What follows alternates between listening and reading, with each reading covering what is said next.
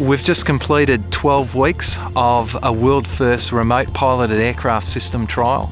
The 3-month trial's been part of a broader 12-month project, looking at how the technology can better support planned burn operations and land management activities. The aircraft uses technology similar to that obtained from a satellite to source thermal and video imagery.